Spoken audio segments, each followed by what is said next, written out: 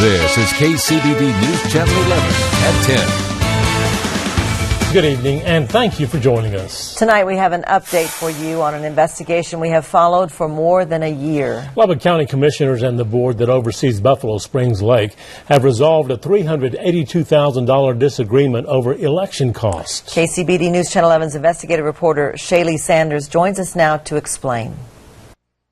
Karen and Abner, it is not the resolution Lubbock County Commissioners were hoping for.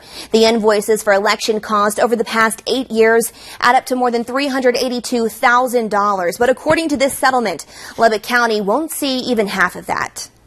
Election after election, bills kept adding up. We found more than 8 years worth of invoices yet to be paid. Buffalo Springs Lake was formed as a separate political subdivision. It is governed by a board of directors known as the Lubbock County Water Conservation and Improvement District No. 1. Since it's a separate political subdivision, commissioners said the board needed to pay the county for conducting their elections. However, the board disagreed. Last year, we asked Lubbock County Commissioner Mark Heinrich about these mounting invoices. Some years they would pay the full amount, and then one year they decided not to. So when you have a $180,000, $160,000 bill, and you decide to pay a very small percentage of that, it can easily get to $302,000 in a short period of time. We went to a board meeting in June of last year where former board member Paul Hodges told members they should not have to pay election fees since they are a county entity. So when we get this contract, you know, it says y'all are going to be charged all this, and we say that we can't afford that. That's not right. We don't believe that's right.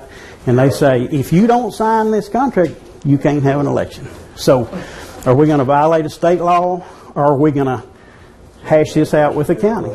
That's what we opted to do. Heinrich assured us the county would be aggressive in the collection of this debt. Taxpayers' concern is number one, and we want to make sure that, because there's other entities involved that we conduct election services with, and it's not fair for them. So we're actively involved. Now, a year later, they've reached a settlement.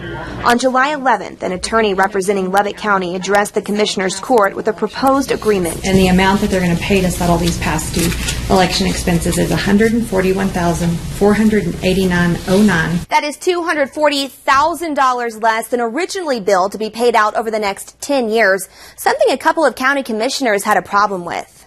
Those opposed? The settlement passed 3-2. I have a question. Yes.